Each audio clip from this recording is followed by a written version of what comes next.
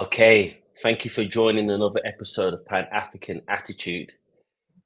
Fortunately, the topic that we're talking about today is a very sad one, especially those that have been following not just our social media pages, but social media pages in general.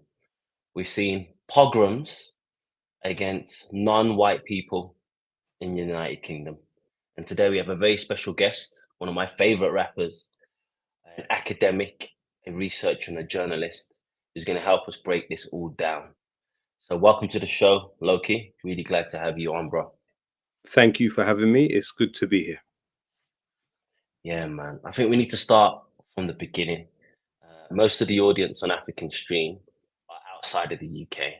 So they've seen the videos, but they don't understand what's brought this on. So if you could just give us a little breakdown of the chronological order of events that led to this horrendous violence.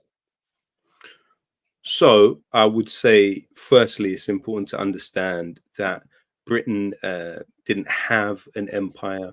Britain was an empire. Britain today still has a presence in numerous countries across the world. It has a network of tax havens across the world. It has a large cohort of foreign nationals within its own military. It's really indivisible from its imperialist past and present. When you think about Britain occupying all but around 20 countries in the world and occupying around 14 million square miles of the planet, whether or not people within the metropole necessarily had a share of the spoils of empire, they had a share in the superiority and the propaganda which buttressed the empire. So, in many ways, you have a long build up to where we are today, which is where you have a declining economy, which is due to fall from the fifth largest economy to out of the top 10 over the next few, uh, over the next decade or so. But in addition to that, the 20 fastest growing economies, none of them are in Europe, and some of them are former British colonies also. So you have a group of people who are disaffected and misdirected, I would say, in some way. And to where we're brought up to the present side of it, you have to think about how the the British have found themselves in a situation where they've hollowed out their own economy across the neoliberal years. And so, what do I mean by that? I mean, if you look at any state, and this would apply also to Africa, which is able to assert its sovereignty or a form of self respect, it will have nationalized industries. Now, Britain has, for example, if you look at the opinion polls, 77% of the people want public ownership of energy, 76% of people want the railways in public ownership, 83% of the people want water in public ownership. Now, we can't forget that Britain industrialized through captive land, captive labor, captive markets, and captive human resources also. And so it was able to build up a certain level of comfort and life for those in the metropole. And the state was responsible for the provision of many of those things. Energy was in public ownership, railways were in public ownership, water was in public ownership. However, today, all of those utilities are owned by either foreign companies or foreign state owned companies, largely German, Italian, French, the United States. So there is a loss of agency to some extent. But what you also have happening at the same time is the historical racism, which um, buttresses a sense of superiority over the rest of the world, a lack of understanding of the rest of the world, a way in which the rest of the world knows England in a way that England doesn't know itself. You look at Sudan, for example. Originally, the capital of Sudan was supposed to be Khartoum, was supposed to be built in the shape of the Union Jack. There's so many examples of British colonial chauvinism around the world, which demonstrate a way in which Britain imposed itself on other people and then expected those other people to have no opinion about Britain and not come to the metropole. When even if you look at the period after the Second World War, you had something called the British Nationality Act, which was passed that said anyone that was part of the British Commonwealth was not an immigrant to Britain. They were practicing their birthright by going to Britain. But yet then you had the Commonwealth Act in the 60s, which looked to strip British citizenship from those people. Until this day, you've had very elderly people deported on that basis. So there's a sense of a loss of prestige. But then when it also becomes entwined with the more contemporary aspect of this, you have the war on terror propaganda and the network of that propaganda, which has been built up online, which largely comes from neocon and Zionist pro-Israel sources pushing the most crude interpretations of everything and anything related to Muslims, particularly because you have to remember also, who do you think it was that is supposed to be the cannon fodder for the British military? These people currently ransacking places. And I also have to be clear too, it's nowhere near as widespread as sometimes the news can lead people to believe. But it is happening. It is happening. And these people are people that have been primed to be participants in British violence around the world, and specifically aimed at the impossible subject, the eternal other, which is the Muslim and the brown person. You have seen a constant effort across these years to have the information that people consume to be so warped and so far from reality and so twisted. And it's been factories essentially are established, whether it's the Henry Jackson Society, which will attempt to warp people's perception of not only foreign policy issues, but also local issues, whether it was the Quilliam Foundation that had Majid Nawaz. These were several political organizations, some of them even with charitable status, who have worked on warping people's perceptions of Muslims. And then on top of that, what you have is people coming from former British colonies. So in the case of Afghanistan, which is one of the top countries that people come to Britain from, claiming asylum here, it has been invaded and occupied by the British 4 times in the last 2 centuries. The very first time that bombs were ever dropped on Afghanistan, it was by the British. And actually, that's an experience that many peoples of the world share. But people in this country have absolutely no concept of that fact. They don't even know the names of these places. If you were to say to somebody in this country the word Diego Garcia, they would think he was a footballer. But Diego Garcia, an island off Mauritius, where the population were forcibly removed by the British government, and the island was given to the US military to build one of its key bases in the region. And that was even under the government of Harold Wilson, who later on was forced out by a coup by the internal security services in Britain, with involvement of the CIA. So you have a very interesting picture here of a population that has lost agency and feels disaffected, but a lot of that energy has constantly been misdirected.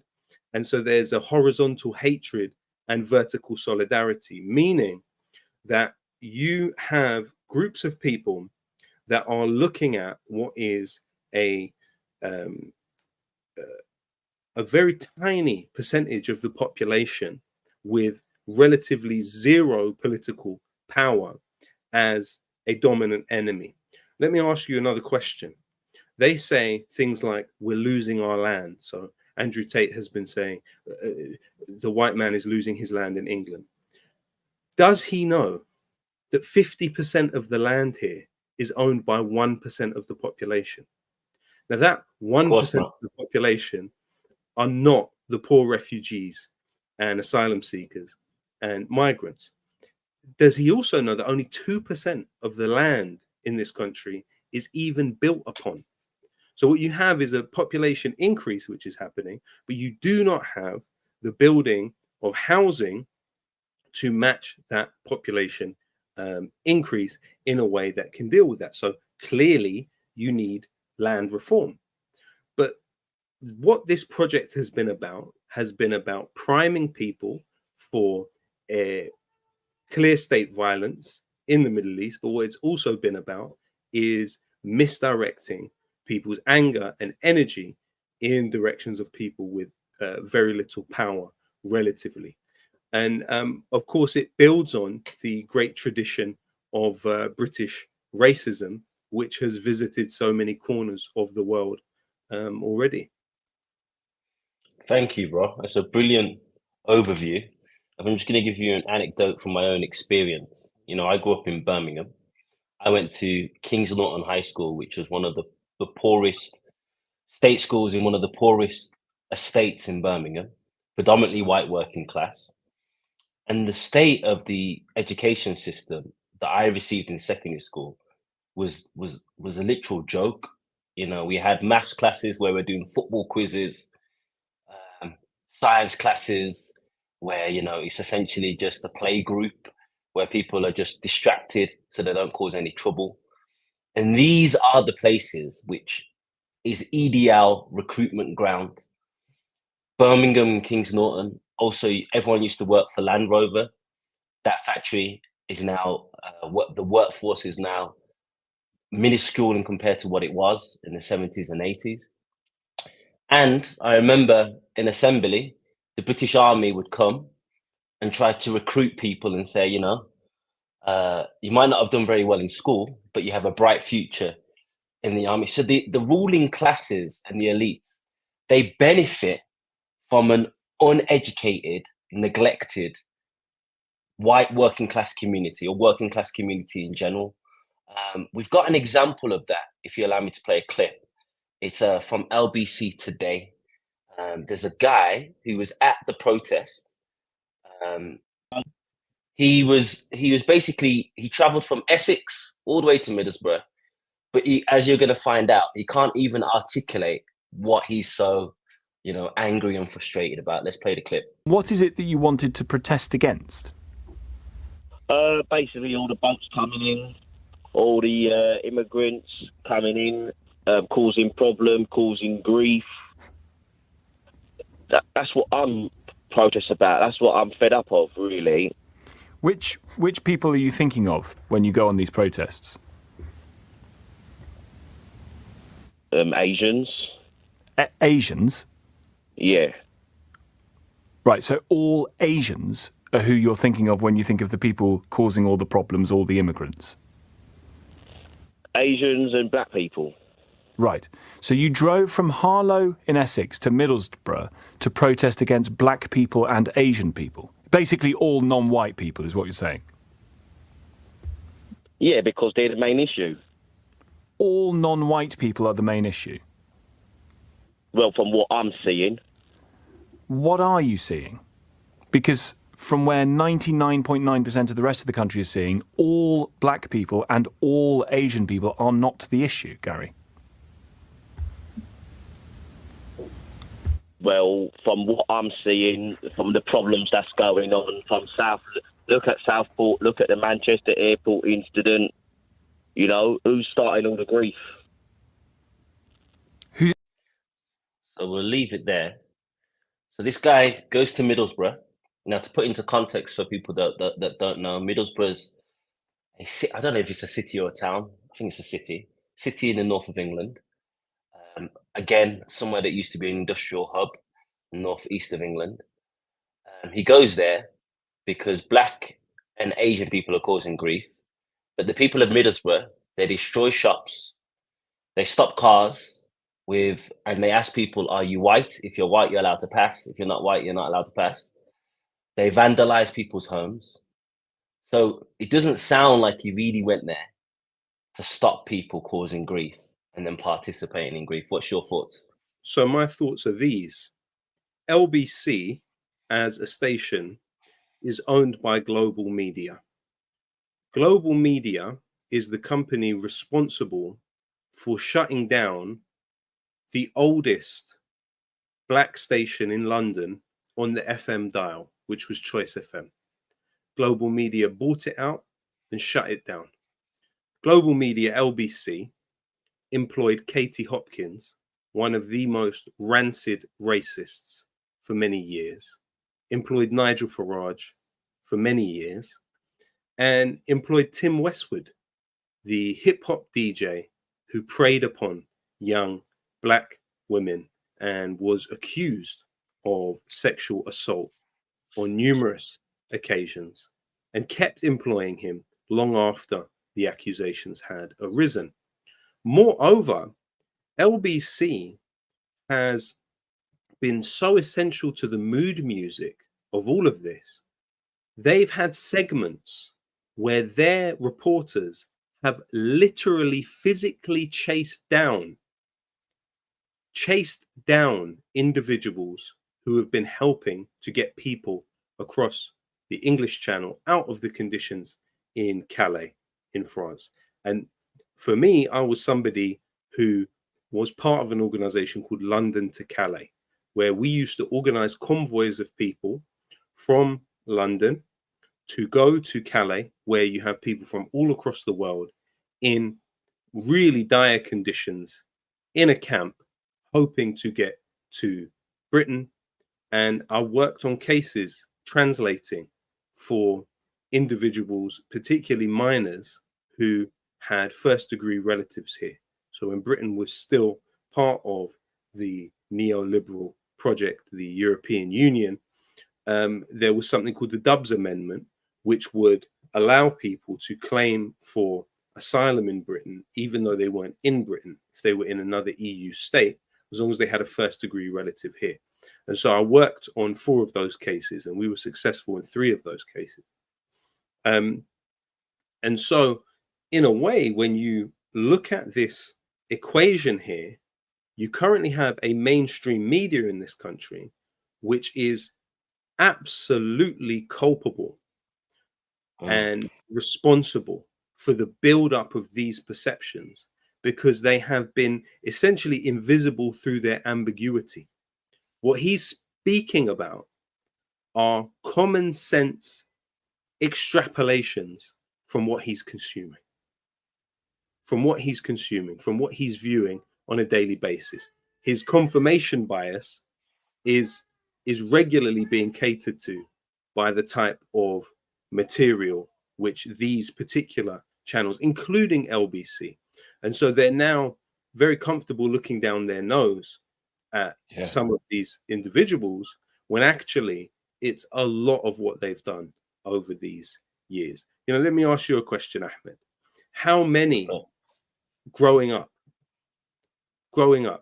how many publicly recognizable Sudanese or even Middle Eastern people did you see in the public sphere?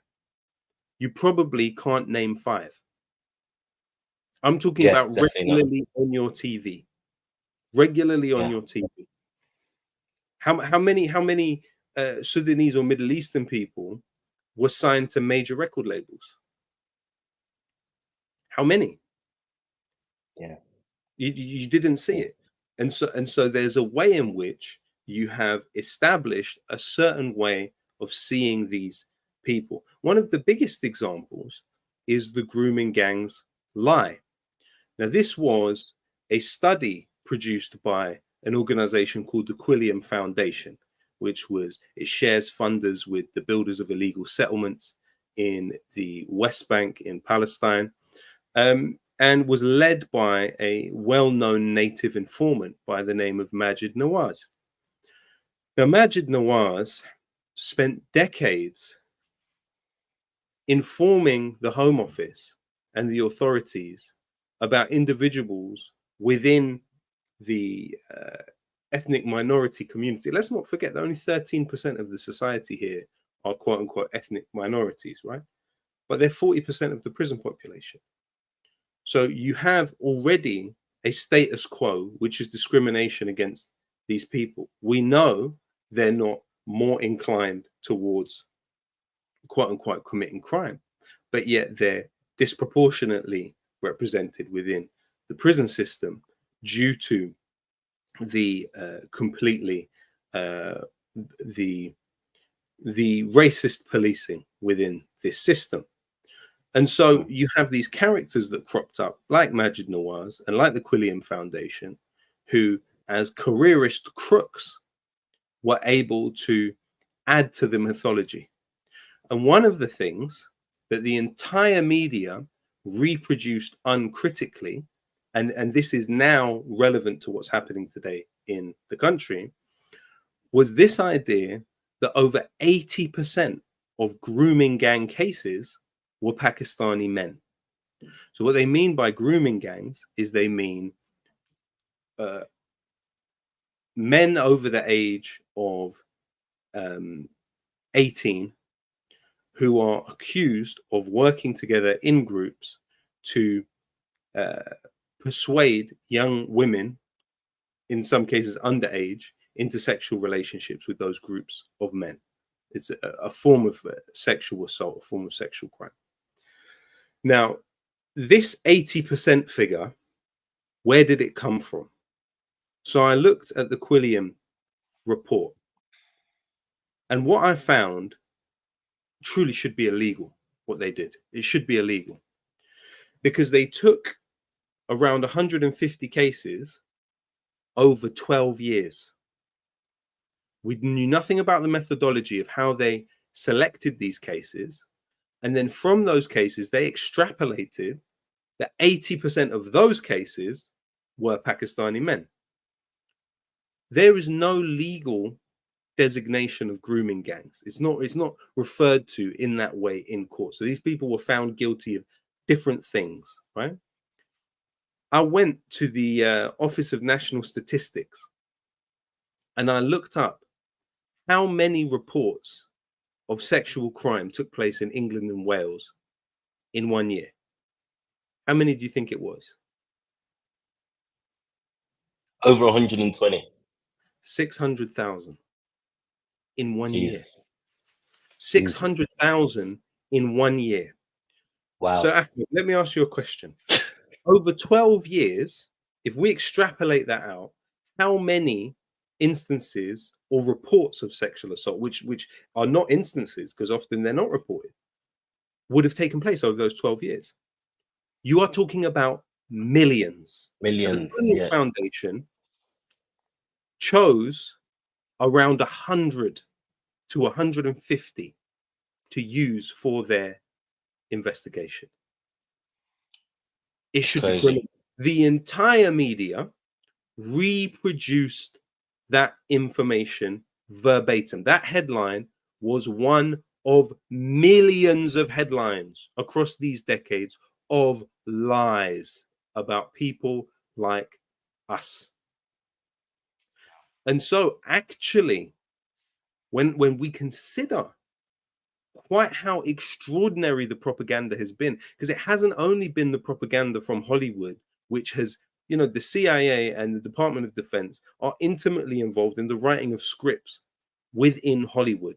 So they have constantly tried to cultivate the bogeymen of the era, whether it's the Russians or whether it's the Arabs or you know, the Vietnamese at one point, of the brutal other, the inhuman other.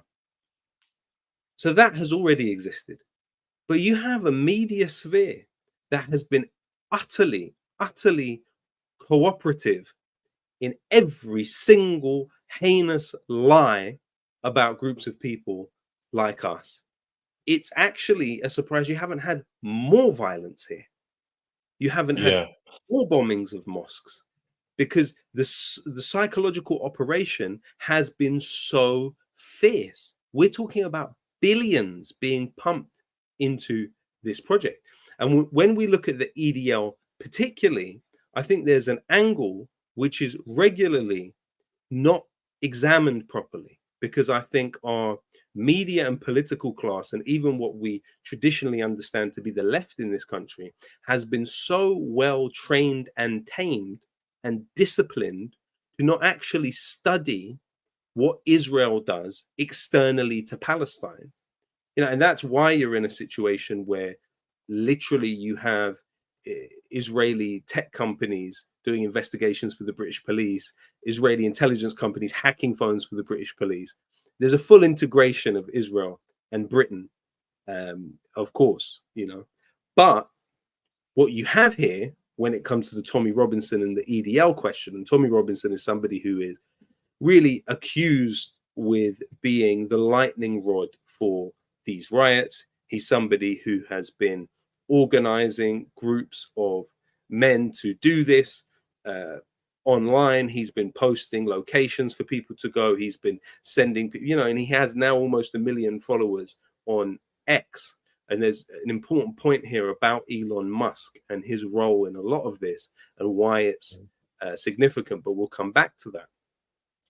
But Tommy Robinson has, from the very beginning of his political activity, been deeply, deeply linked to the ugliest section of the Zionist movement. Now, when he founded the English Defence League in 2009, ostensibly it was about, and again, this is where you understand this as being an attachment to British foreign policy. This is not something separate from foreign policy. It's a direct outgrowth of it, because they were launching a campaign in Luton to go head to head with individuals protesting the British Army. And so the English Defence League came out of that. But who was his co-founder of the English Defence League? A gentleman by the name of Paul Ray.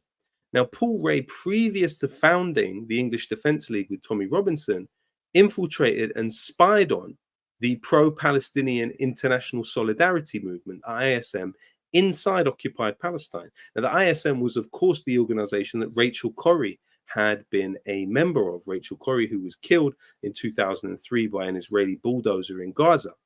Now, the information that Paul Ray built up on the ISM while infiltrating them was given to multiple intelligence agencies, including the Israelis. But then you have to look, and I've investigated this, who were the individuals that registered the English Defence League on Companies House.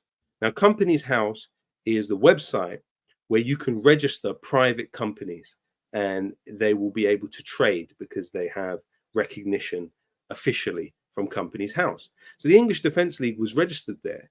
Well, the person that registered it, it was called the EDL English Defence League Ltd Limited, was a former Israeli soldier by the name Roberta Moore. Now, Roberta Moore was the head of the EDL's Jewish unit, which was believed to have 100 members. Now, when she asked whether the EDL was exploiting the Zionist movement, she replied, "If anything, we are exploiting them." And in the early years, the EDL regularly partnered with the Zionist Federation to host demonstrations in support of the Israeli embassy. Now, Roberta Moore is even pictured with the vice chair of the Zionist Federation at the time, Jonathan Hoffman. Now, interestingly, on the 28th of February 2013, Roberta Moore changed the name of the EDL on Companies House to the Jewish Defence League UK. Now, the Jewish Defence League, the JDL, is prescribed as a terrorist organization in the United States. It was founded by the fascist Mir Kahan, who advocated for the total expulsion of all Palestinians. Now, of course, we see in Benjamin Netanyahu that position playing out. This is what the attempt to expel the Palestinians en masse looks like. Now, Meir Kahan is an infamous character within the history of the Zionist movement for being the very furthest to the right, the most ugly manifestation of the Zionist project. Now, there was another time that the English Defence League was registered on Companies House, and that was by Tommy Robinson's assistant, Helen Gower. Now, until the 13th of June 2014, the EDL was registered on Companies House as the English and Jewish Defence League, EDL Limited. So what you're clearly seeing here is the EDL, even at best, merely inspired by the JDL, part of the Zionist movement. But it's actually a more direct material relationship, and I'll explain how. Tommy Robinson said that he'd never met Jewish people until he began working on the EDL and met a group who were interested in helping him. Who was that group? Well, one of them could be the former Israeli military trainer, Rabbi Nachum Shifrin, who is somebody who would speak at the EDL rallies outside the Israeli embassy. He was not only a former Israeli military trainer, he was also the driver for the JDL founder, Meir Kahan. Now, after the EDL became such a toxic brand that it was difficult to maintain a belonging to it, and Tommy Robinson hooked up with the Quilliam Foundation and the native informant Majid Nawaz, who, again, as I pointed out, is funded by those who fund the building of illegal Israeli settlements in Palestine. You know, Sarah Marusek has an amazing build-up of data in the book Islamophobia, Social Movements from Above, the 5 Pillars of Islamophobia, where she examines the organizations which fund the Islamophobia network. And she found 75% of those organizations that pump money into the Islamophobia network, that is Islamophobic think tanks that put pressure on Trump for the Muslim ban, or the think tanks that tried to push the prevent agenda in British schools. What she found is 75% of those organizations also fund the building of illegal settlements in Palestine. Now, the interesting part is when Tommy Robinson then becomes employed by one of those such think tanks, the David Horowitz Freedom Center, and he was appointed as a Shillman Fellow. Now, according to his former employee, Lucy Brown, that meant Tommy Robinson was receiving £10,000 monthly from Robert Shillman, who was simultaneously a board member of the Friends of the IDF. That was the same time Ben Shapiro was a Shillman Fellow. Later on, Tommy Robinson, when he had legal trouble in this country, his funds for his lawyer fees were actually provided by the Middle East Forum, which is headed by Greg Roman, a former employee of the Israeli Ministry of Defense. Now, Tommy Robinson previously described a key figure on the Board of Deputies lobby group, Robert Festenstein, as his legal advisor. Now, the Board of Deputies is more responsible than anyone for the campaign against Jeremy Corbyn in this country. He was the leader of the Labour Party who was pushing for nationalisation of key infrastructure and was anti-colonial in his outlook to a certain extent. But the Board of Deputies stated in its 2020 trustees report that it has a close working relationship with the Israeli embassy and strengthened links to the IDF. So there's an element of what is happening today when you have to remember that Tommy Robinson is somebody who said publicly he would fight in a war for Israel. Tommy Robinson is somebody who went to the Israeli occupied Golan Heights of Syria and posed on the top of a tank with a gun. Tommy Robinson is somebody who sees himself as fighting Israel's fight. And there are many people who are deeply unhappy with the political mobilization of the Muslim community that has taken place in this country off the back of Gaza. And there is an element of attempting to punish and discipline the Muslim community to force them out of political activity. It's my belief that that's partly what this is about. But I also have another angle on what is happening, Ahmed, which we may not completely agree on. Now, one of the ways that the plot against Harold Wilson, who was the Prime Minister of Britain in the 60s, a plot by MI5 against him to remove him from his office was the individual by the name of Colin Wallace, who was a figure previously in British military intelligence. He worked in Northern Ireland, particularly. Now, he revealed the details of something called Operation Clockwork Orange, which was the MI5 briefing its employees with dirt on the Prime Minister, Harold Wilson. But what else did Colin Wallace reveal? He revealed, when running psychological operations in Northern Ireland and trying to destabilize the population, depoliticize, and ultimately demobilize the population, British military intelligence carried out fake, hoax, satanic rituals. Why did they do that? They did that so the local community would be confused, would be disorientated, would wonder what was happening in their own society. They'd see evidence of satanic rituals, but they hadn't been carried out. Now, what I'm saying to you is that when we see graves in Burnley desecrated, I certainly don't rule out that it's being carried out by supporters of Tommy Robinson and others who have imbued all of this propaganda for all of these years. And also, as you have laid out, not been educated about the world. But also, there is a possibility that there's something else happening here. And there is an attempt to frighten and shock the community. Because as far as I'm concerned, I don't feel any increased threat.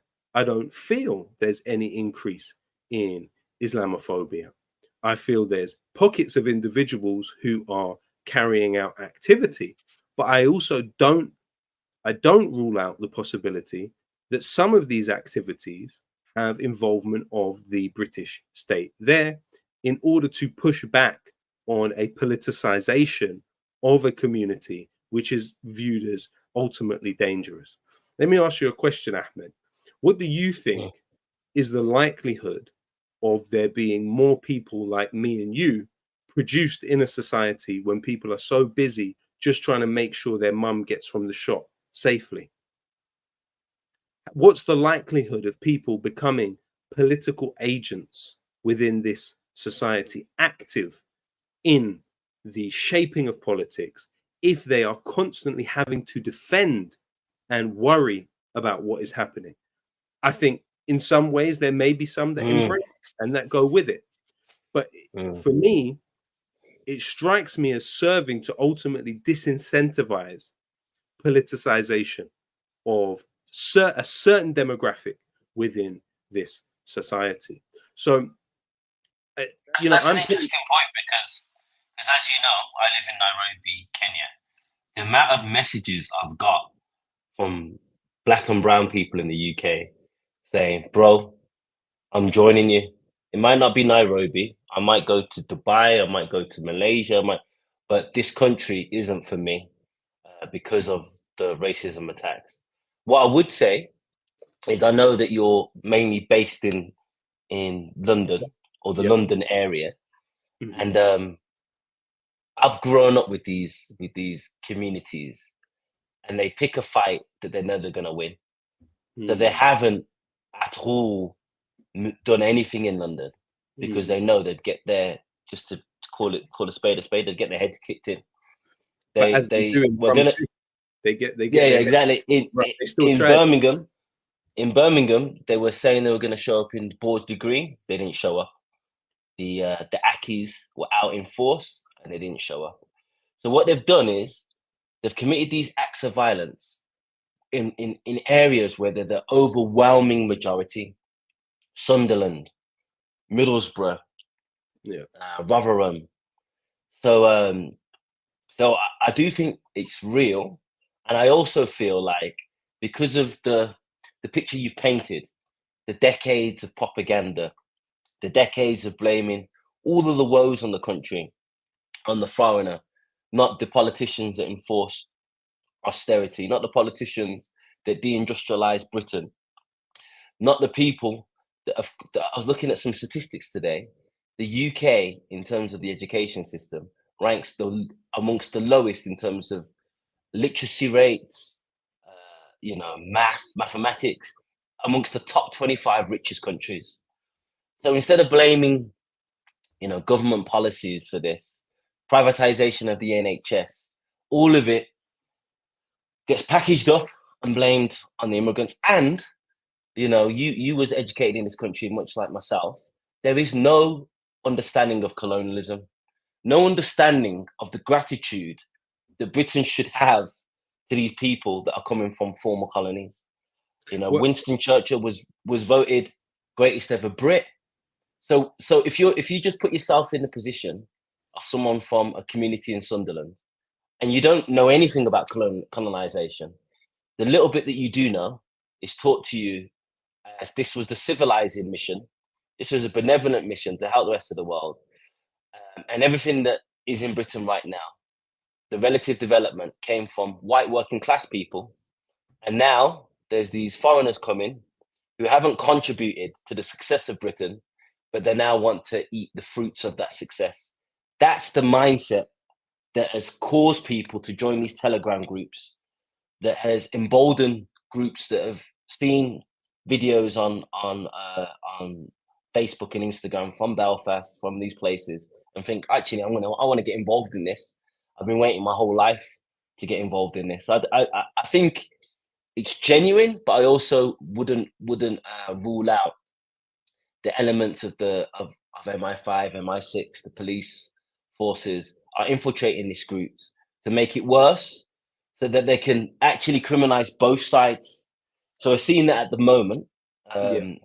There's all this talks about, well, what are you going to do about these Muslim groups? Now, the Muslim groups are defending their communities from attacks, but yet on Talk TV, GB News, Daily Mail, they're not pushing for the criminalization of the far right groups, but of the Pakistani groups, of the black and brown groups that have organized themselves to defend themselves and their communities. So it's interesting that you mention the side of the education system, which doesn't cover any of the colonial past or present of Britain. You had something by the name of Operation Legacy, which was applied by the British government, is actually revealed through the case of Kenya, a case that was brought in the courts in this country.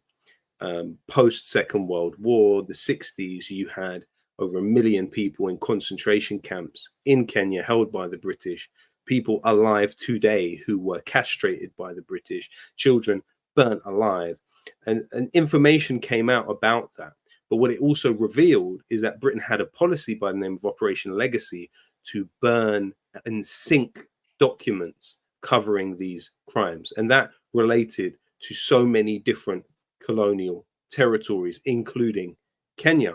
And it's my belief that Operation Legacy has ultimately been applied to the education system also, whereby it's just completely written out of their understanding of who they are and how they got here.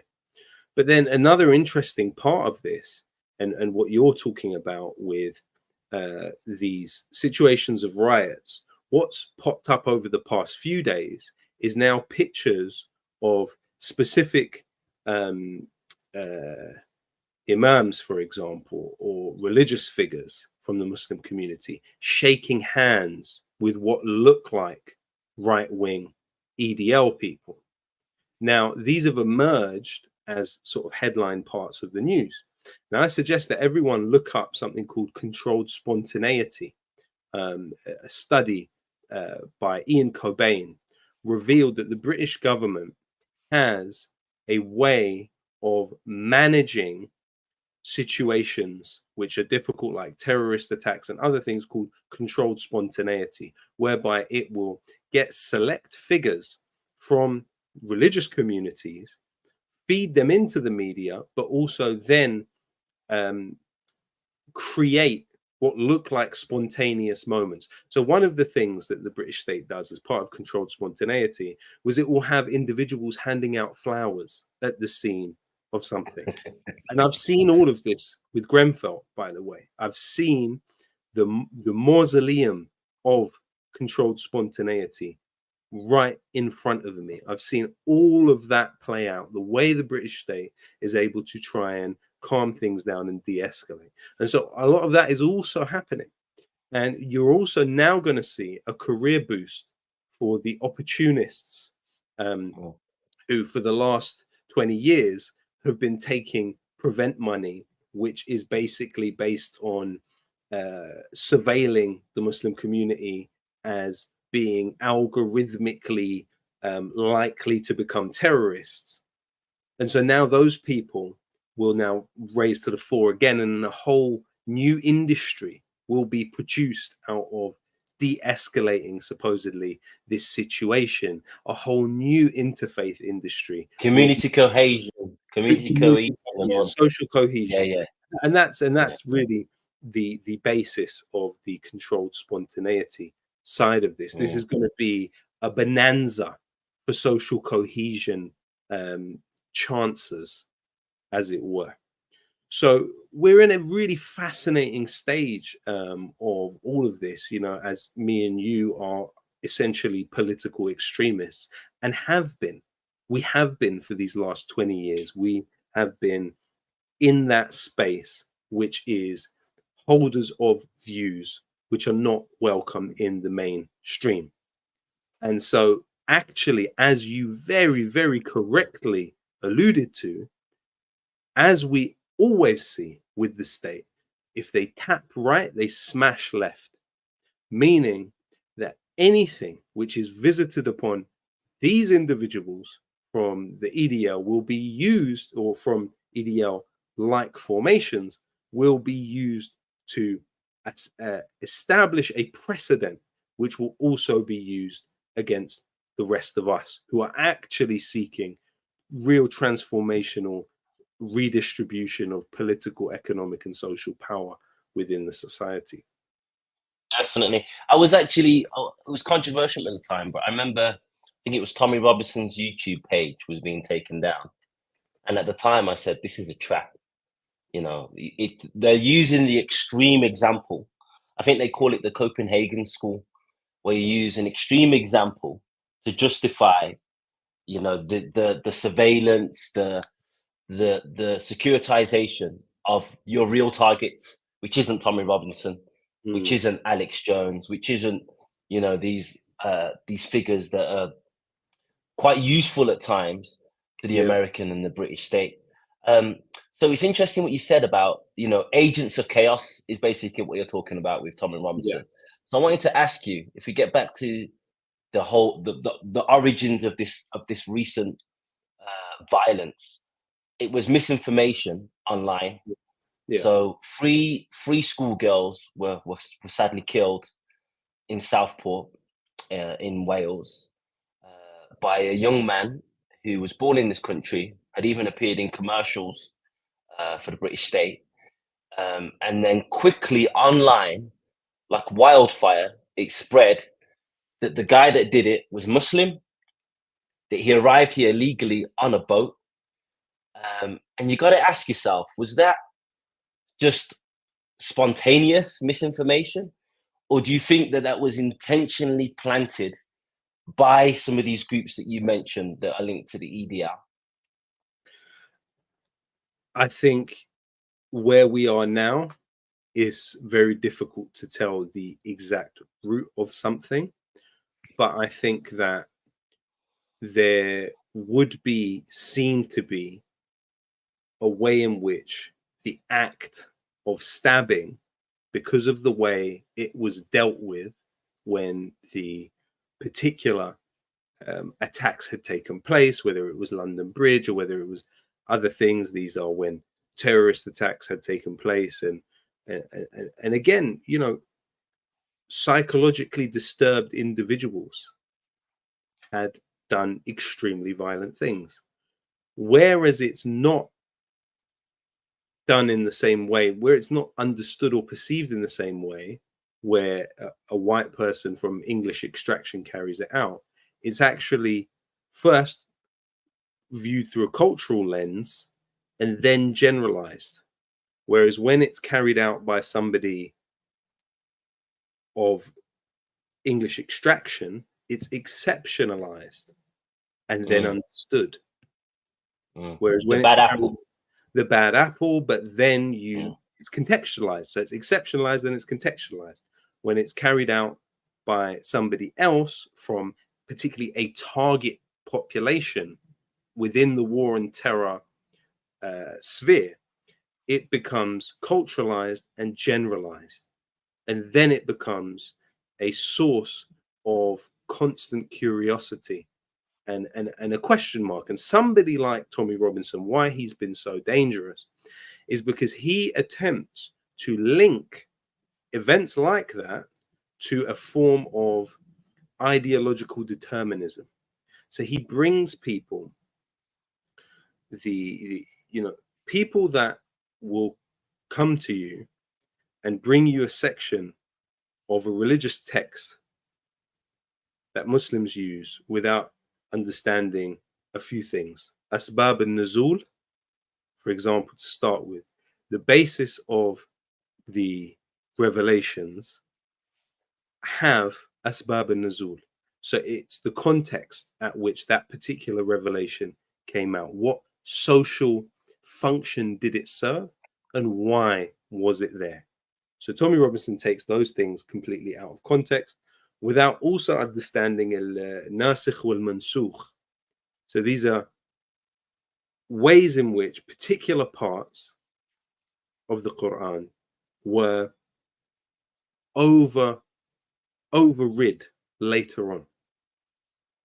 And they were overrid for particular reasons.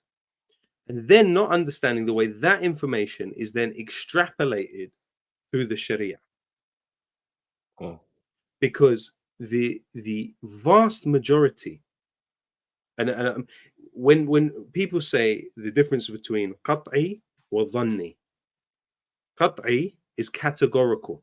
So something which on the face of it is then taken and applied to people that follow that religion. That's qat'i. Dhanni requires tafsir. It requires interpretation, which then informs the way people live.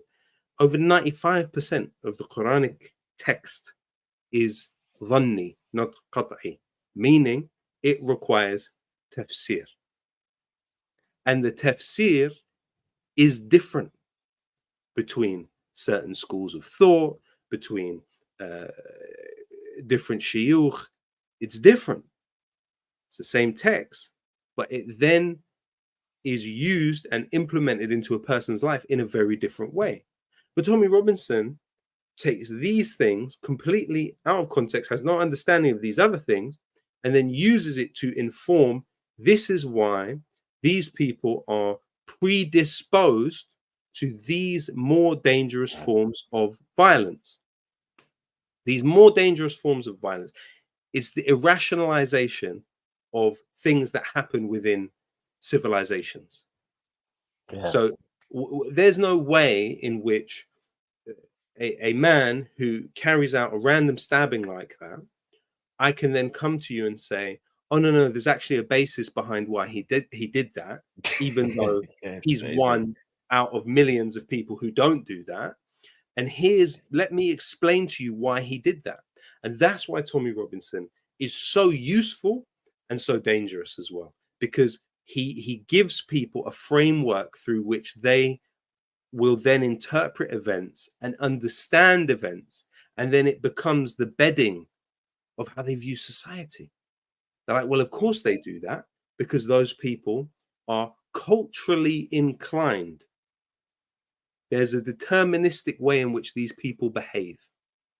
Yeah. And to add to the perfect storm, he then packages that up and sells it to Gary that we just saw on LBC. Yeah. Who, he seems to be about as thick as two planks of wood, but to put it lightly. But then online, and this is where it becomes even more sinister, it's wrapped up in attractive packaging and algorithmically targeted at these people. Yes. So my videos now, if you go on my video on YouTube, it will redirect you to the video of Jordan Peterson talking to Tommy Robinson. which has been viewed by millions of people. That's algorithmic engineering. How and why is that happening? You are seeking to convert people from people that follow my worldview to people that follow Tommy Robinson's worldview. And in a way, that's where it comes back to somebody like Elon Musk, because what we're talking about is an extension of the war on terror, right? Well, Elon Musk has been essential to the war on terror. He has been a contractor. His SpaceX company has launched satellites for Lockheed Martin, which buttress their strikes, the US Air Force, which buttress their strikes. SpaceX has launched more recently satellites for the Israeli company ImageSat International. Now, Israel has bombed Syria thousands of times. In order to bomb Syria, it has used those satellites. Now, for the last few years, when Israel has been bombing the countries around it, not Palestine, it has been using satellites launched by Elon Musk's company. And Musk has been brought closer after the ADL campaign against him and then pressure from Ben Shapiro. He became even closer to the Israeli government, shadow banning all of us on Twitter, no doubt, but also seemingly amplifying Tommy Robinson, even on a personal level, amplifying his worldview, but also, I think, algorithmically boosting him. And so Tommy Robinson's voice has been massively increased in volume in the recent period. And at the same time, simultaneously, he's there saying anyone that says from the river to the sea will be then taken off X. Now, for someone that claims to be a free speech absolutist, it just doesn't make any sense. Now, it's not. You've touched on something that predates Tommy Robinson, and that's the racialization of crime, and that's something that has a long history here in the United Kingdom. One of the first groups to be racialized was the Jewish community. They said Jack the Ripper, that was a typically Jewish crime, is what they said in the right-wing press at the time. Then there was the Irish. Then we fast forward to the muggings of black people, then the Pakistani grooming gangs, which brings us up to date. We've got an example. I'm just going to quickly play this. This is from Talk TV. And this is key for the racialization of crime. If you look at the story of Emmett Till, which many of our viewers will know because we covered it quite extensively, he was a 14-year-old boy. He was visiting his family in Mississippi. A white woman made up a lie that he whistled at her. He was then lynched so bad that his face was unrecognizable. His mother, who was an absolute gangster, just to put it lightly, said, "I'm going to show the world what you guys did to my son," which then was a pivotal moment in the civil rights movement. And then this woman, who's still alive, admitted recently that he never whistled at her. So here's an example of Talk TV, where she's basically going to blame all of the crime, all of the sexual assault, sexual harassment on migrant groups. I'm just going to quickly play this. Is going down the route of a particularly taboo story that is close to my heart, shall we say. And I'll tell you why. It's all about crimes and migrants committing crimes. And I'll tell you why this is particularly close to my heart. Because to coin a favourite phrase of the left wing, it has been my lived experience over the past 3 years or so that a lot of crimes happening against women especially seem to be committed by people who aren't from this country. I've been followed home with a man in one of those Afghan kolpal hats chuntering away in some language. All the way to my front door, I had to hide in my neighbour's house and pretend I didn't live in my house because he was lurking around outside trying to do indecent things to himself. That's right. I've also had my phone robbed off me by a Roma woman with a scarf on. And I'm like, yeah, what are we doing here? Who are these people? Why are we importing all this stuff? I cannot walk down the street where I live anymore without weird men leering at me, making comments. Look, I'm not one of these Me Too moves. Okay, I'm just going to leave it there. So if you notice, just the way that she plays into these kind of stereotypes, these men making these sounds, a man lurking with one of these Taliban things on his head. This is using racial imagery. tapping into people's already preconceived negative stereotypes of those groups. Now, I'll be very surprised to see if she reported any of this to the police. I'm just going to put it out there. I doubt any of that even happened. There's been a long trajectory of this from the United States, from the United Kingdom, of weaponizing white women tears against ethnic minorities to then galvanize white working class men to go out and defend the dignity of said white woman. And that's what we've seen here. You know, they're saying that they're protecting our women, but yet one of the founders of the EDL, I forget his name, was a founder, not Tommy Robinson, but one of his partners, was convicted of sexual assault on children. But yet these are not the children that want to be protected. Yeah, absolutely. It's there's a long line of this thinking to turn your target of violence into perceived sexual brutes or deviants in some ways, because then it justifies violence against those people. And you've seen it play out again and again and again, from Othello to now. You know, this is a familiar song that is sung. And it's very unfortunate, but I guess these channels really do show how this stuff is produced, you know. And interestingly, the owner of Talk TV is, of course, Rupert Murdoch, and this is somebody who constantly is pushing the idea that people in this country are being stolen from by non-white people.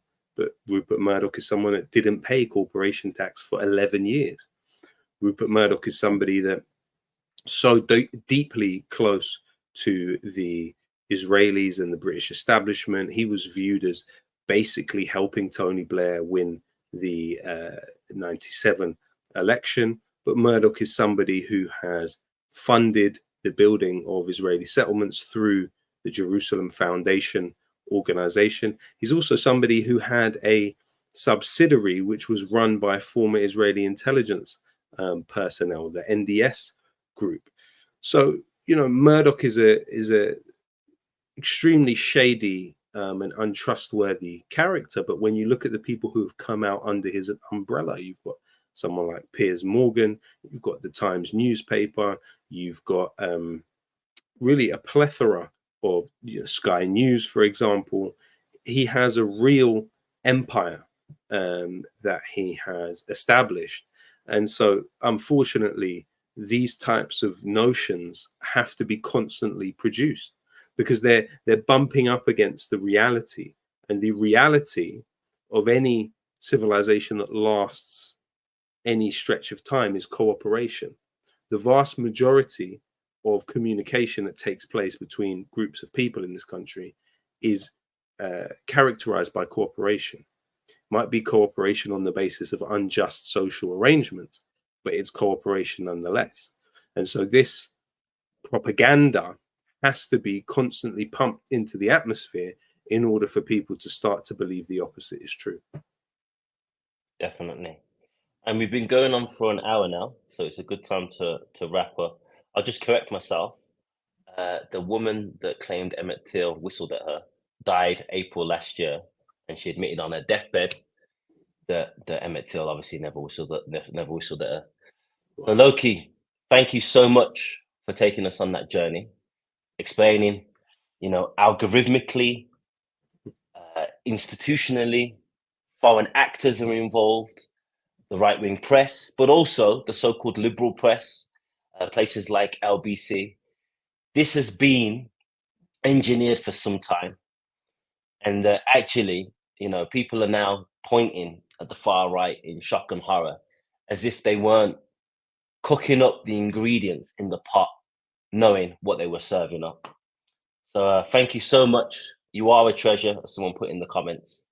And yeah, we'll love to have you on at some point, and hopefully to give us more of your analysis and some of your, you know, your research skills and stuff that you've looked into. So until next time, thank you, my brother.